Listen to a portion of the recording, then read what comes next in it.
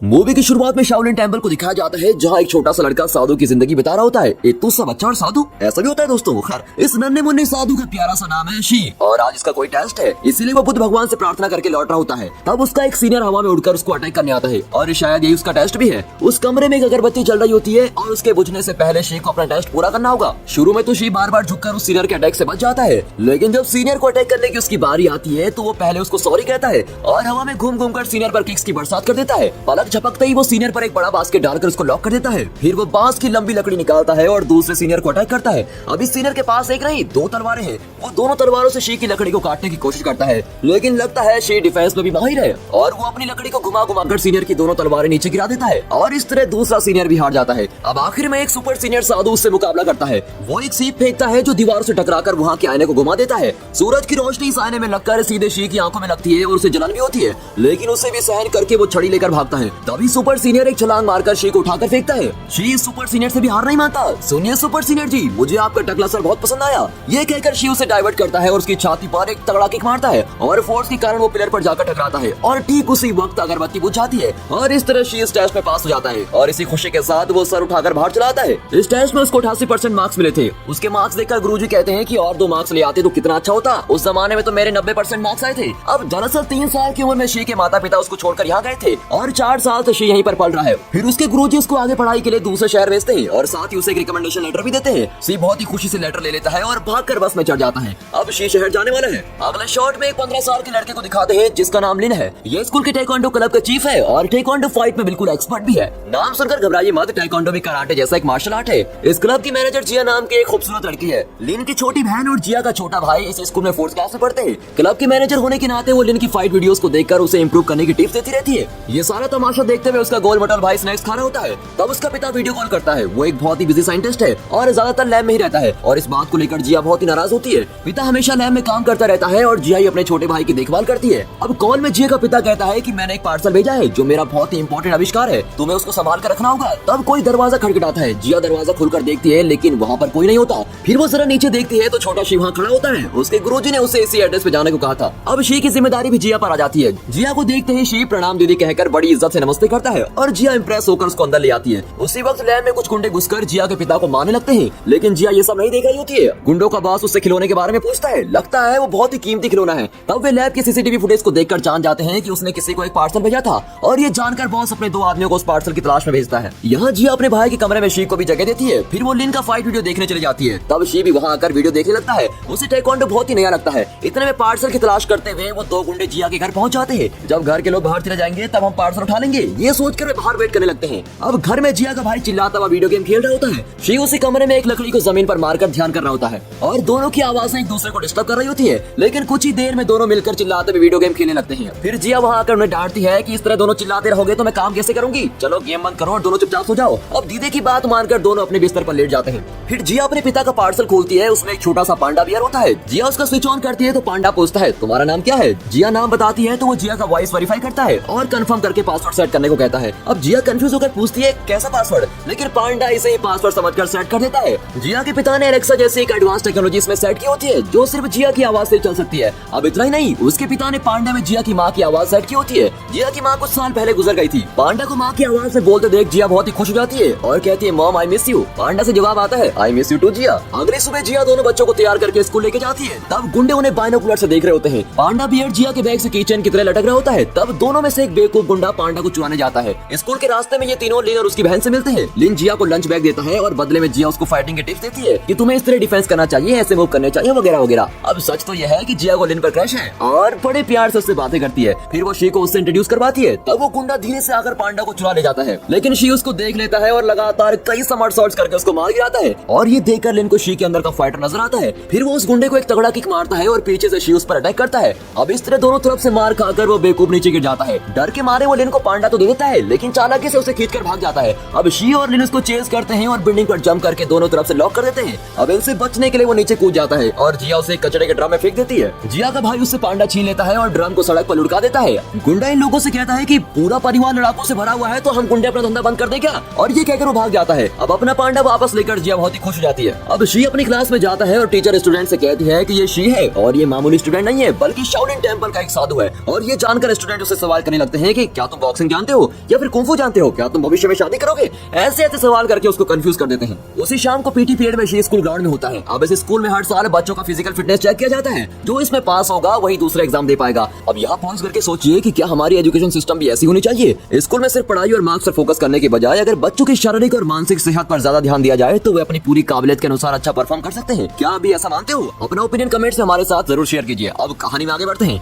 यहाँ PT period में भी जिया का भाई मुंह में स्नैक्स दबा रहा होता है। सबसे पहले रनिंग रेस होती है। इससे पहले कि दूसरे बच्चे आधा डिस्टेंस कवर कर पाते हैं, अपना शेप पूरा फील्ड कवर कर देता है। फिर पुशअप्स की बारी आती है जिसमें सभी दोनों हाथों से पुशअप्स कर रहे होते हैं, लेकिन शी एक ही हाथ से और वो भी उल्टा खड़ा होकर सारे पुशअप्स आसानी से कर लेता है। और ये देखकर लिन की बहन बहुत इंप्रेस हो जाती है। फिर हडल्स रेस होती है और शी को कॉपी करके जिया का भाई भी हडल के ऊपर से छलांग मारता है और धड़ करके नीचे गिरता है। दूसरी ओर गुंडों के बॉस ने साइंटिस्ट को बांध कर रखा होता है। जब तक मुझे पांडा नहीं मिलेगा मैं तुम्हें नहीं छोड़ूंगा, ये कहकर वो साइंटिस्ट को धमका रहा होता है। लेकिन उसके बेवकूफ आदमी पांडा को ढूंढने के बजाय रोज नया बहाना ढूंढ रहे थे। यहाँ स्कूल में शी जिया के भाई से कहता है मैं तुम्हें रोज ट्रेनिंग दूंगा और तुम आसानी से फिजिकल फिटनेस टेस्ट को पास कर सकोगे। यूं ही बातें करते हुए वे स्कूल स्टेडियम की ओर जाते हैं। वहाँ लिन प्रैक्टिस कर रहा होता है और शी का बड़ा मन करता है कि वो भी लिन के साथ फाइट करे। उस रात वो दोनों गुंडे फिर अपनी कार में जिया के घर के बाहर वेट कर रहे होते हैं। एक आदमी पिछले दिन बच्चों से पिट चुका था और बैंडेज लिपट कर बैठा होता है। अब दूसरा गुंडा घर में घुसने की कोशिश करता है, लेकिन बाहर की कांटेदार झाड़ियों में गिरकर घायल हालत में लौट जाता है। घर में शी ली का फाइटिंग मेथड प्रैक्टिस कर रहा होता है। तभी दोनों जोकर गुंडे अंदर आते हैं। उन्हें आते देख शी छुप जाता है और चीजें उधर उधर फेंक कर उनको कंफ्यूज करता है। फिर बाहर निकालकर उनके मुंह और पेट पर बारंबार किक करता है। आवाज सुनकर जिया नीचे आती है और दोनों गुंडे वहाँ पड़ा हुआ कोई पुराना पांडा उठाकर भाग जाते हैं। अब जिया के आते ही शी कहता है दीदी यहाँ वो चोर आए थे, लेकिन मैंने अकेले उन्हें मारकर भगा दिया। अब जिया उसकी बात को मजाक समझकर कहती है बहुत कहानी हो चुकी है, चल अब सो जा। और ये कहकर वो ऊपर चली जाती है। यहाँ गुंडों का बॉस टेंशन में होता है क्योंकि ये दोनों गधे जो खिलौना लाए थे वो बिल्कुल नकली था।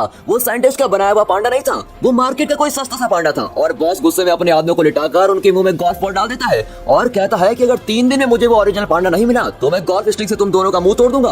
अब दोनों आदमी फिर से पांडा को ढूंढने निकलते हैं। अगले दिन शाम को शी स्कूल यूनिफॉर्म पहनकर स्टेडियम में बैठा होता है। तब ली की बहन कहती है यार मुझे बड़े होने से बहुत डर लगता है, बड़ी होकर मैं भी उस दीदी की तरह बदसूरत हो गई तो। अब ये कहते हुए वो 2 लड़कियों की तरफ इशारा करती है। सच में वे दोनों वही गुंडे हैं जो पांडा चुराने की कोशिश कर रहे थे। शी भी उन्हें पहचान नहीं पाता। सभी लोग लिन की फाइटिंग एंजॉय कर रहे होते हैं। लिन की बहन बहुत ही शो ऑफ करती है कि मेरे भाई को कोई नहीं हरा सकता, अगर किसी में हिम्मत है तो वो उससे लड़कर दिखाए। फिर वो शी को चैलेंज करती है कि तुम तो कुंफू में माहिर हो ना, मेरे भाई से लड़ोगे? और लिन भी चैलेंज के लिए मान जाता है। अब लिन और शी के बीच लड़ाई शुरू हो जाती है। सारे बच्चे एक दूसरे को धक्का देकर फाइट देखने के लिए आगे आते हैं, लेकिन लड़कियों के भेष में लास्ट रो में बैठे हुए गुंडे जिया के बैग को घूर रहे होते हैं। और इसी बीच शी और लिन के बीच शानदार लड़ाई चल रही होती है। तब दोनों गुंडे पांडा को बैग से अलग करने की कोशिश करते हैं और शी और लिन फाइटिंग में एकदम बराबर के खिलाड़ी होते हैं और मैदान में दोनों अपनी काबिलियत दिखा रहे होते हैं। इस वजह से हार और जीत के बजाय मैच ड्रॉ हो जाता है। अब सहयोग से जी का भाई उन गुंडों को देख लेता है और जोर से चिल्लाता है और दोनों गुंडे अपनी विग उतार कर पांडा को लेकर वहाँ से भाग जाते हैं। वहाँ के सारे बच्चे उन दोनों का पीछा करते हैं और पूरा स्टेडियम तहस नहस हो जाता है। एन वक्त पर पीटी सर वहाँ आकर सबको डांटने लगता है और उसी गैप में वो दोनों गुंडे भाग जाते हैं।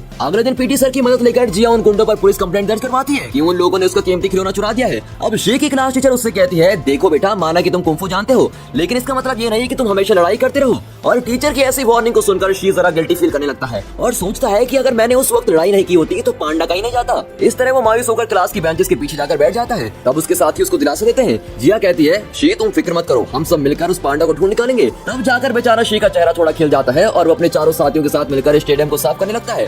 अब इसी बीच गुंडों का गैंग अपना दूसरा प्लान तैयार करता है। यहाँ लिन शी को टाइकोंडो आर्ट सिखाने लगता है और उसी वक्त वहाँ गुंडों का बॉस पांडा से पेन ड्राइव बाहर निकालता है। फिर उस पेन ड्राइव का एक सॉफ्टवेयर अपने कंप्यूटर में कॉपी करता है और इसे एक सॉफ्टवेयर की कीमत लगभग 100 करोड़ होती है। सॉफ्टवेयर 100% डाउनलोड तो हो जाता है, लेकिन पासवर्ड के बिना उसको खोल नहीं पाता और रात भर अपना सर पटक पटक कर गुंडे हर तरह के पासवर्ड टेस्ट करते हैं, लेकिन कोई भी काम नहीं करता। अब सुबह होने लगती है लेकिन उनको करेक्ट पासवर्ड नहीं मिलता।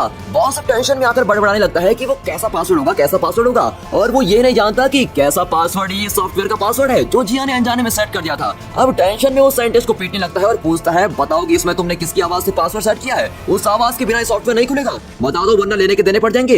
लेकिन साइंटिस्ट अपना मुंह नहीं खोलता। तब साइंटिस्ट को उसकी बेटी जिया का वॉइस मैसेज आता है कि पापा आज रात मेरी बर्थडे पार्टी है, कम से कम आज तो घर आ जाइए। अब बॉस कहता है कि मुझे लगता है तुमने अपनी बेटी के वॉइस में ही पासवर्ड सेट किया होगा, तुम्हारे बदले मैं तुम्हारी बेटी की पार्टी में चला जाऊंगा। और ये कहकर वो साइंटिस्ट के फोन से जिया को मैसेज करता है कि जरूर आऊंगा बेटी। फिर वो फोन लेकर निकल जाता है। यहाँ जिया के साथ ही उसके लिए गिफ्ट खरीद रहे होते हैं। तब लिन की नजर पांडा वाली कीचेन पर पड़ती है जो उसे जिया के खोए हुए पांडा की याद दिलाते हैं। घर में जिया पार्टी की तैयारी कर रही होती है। तब उसे उसके पिता का मैसेज आता है कि बाहर आओ, तुम्हारे लिए एक सरप्राइज गिफ्ट है। और वो खुशी खुशी बाहर आती है, लेकिन गुंडे उसको किडनैप कर लेते हैं। अब एन वक्त पर उसके साथी आ जाते हैं और उसके पीछे भागते हैं। एक टकला गुंडा उन्हें मारता है और गाड़ी लेकर वहाँ से निकल जाता है। शी और लिन साइकिल में उस गाड़ी का पीछा करते हैं और जिया का भाई भी उनके पीछे हाँफता हुआ भाग रहा होता है। ली की बहन पुलिस को कॉल करके बताती है कि गुंडे मेरे दोस्त की दीदी को उठा ले गए हैं। उसके अलावा अब जिया के बाकी साथी साइंटिस्ट की लैब में पहुंच जाते हैं। वहाँ बॉस से कीमती सॉफ्टवेयर खरीदने के लिए एक व्यापारी आया होता है। तब गुंडे जिया को वहाँ ले आते हैं और डर के मारे वो चिल्लाने लगती है। उसकी गर्दन पर चाकू रखकर बॉस उसको धमकाता है कि चुपचाप अपनी आवाज में सॉफ्टवेयर का पासवर्ड बोल दे। लेकिन जिया कहती है मैं नहीं जानती, मुझे नहीं पता कि वो कैसा पासवर्ड है। और कैसा पासवर्ड, ये दोनों शब्द उसकी आवाज में सुनकर सॉफ्टवेयर अनलॉक हो जाता है। तब जाकर सबको पता चलता है कि कैसा पासवर्ड ही पासवर्ड है। इस बेकार से पासवर्ड के लिए लोग रात भर सर पटक रहे थे। अब जिया का भाई पुलिस को फिर से फोन करके इन गुंडों की लोकेशन बताता है। तब एक गुंडा मूत्र विसर्जन करने उस तरफ जाता है और लिन एक किक में उसको फ्लैट कर देता है। दूसरी ओर शी एक गुंडे को मार गिराता है। तब जिया का भाई छुपते छुपाते अंदर घुसता है और बॉस उस सॉफ्टवेयर को बेचने की तैयारी कर रहा होता है। तब टकला और गुंडा आदमी बाहर निकलता है और उसे अटैक करने के लिए लिन तैयार खड़ा होता है। जिया का भाई अंदर जाकर एक बहुत ही स्मार्ट काम करता है। सॉफ्टवेयर खरीदने के लिए व्यापारी ने कंप्यूटर में बॉस का नाम और अकाउंट नंबर सेट कर दिया होता है और उसे पैसे ट्रांसफर करने वाला होता है। तभी जिया का भाई दबे पांव वहाँ जाकर बॉस के अकाउंट नंबर की जगह एक अनाथ आश्रम का अकाउंट नंबर डाल देता है। लेकिन इस बात से अनजान व्यापारी एंटर प्रेस कर देता है और पूरे पैसे आश्रम में चले जाते हैं, पूरे 100 करोड़।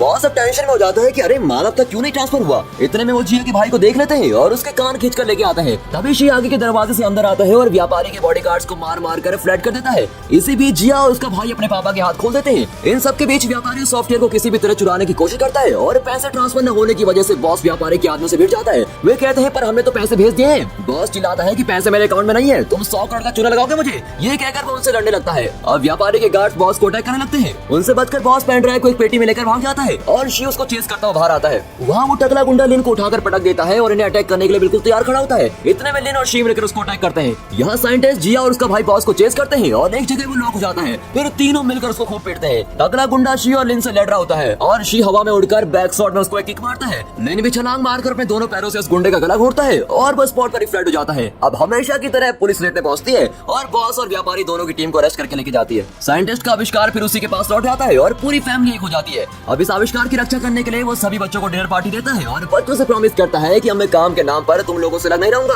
तुम लोगों के साथ ज्यादा टाइम बिताऊंगा।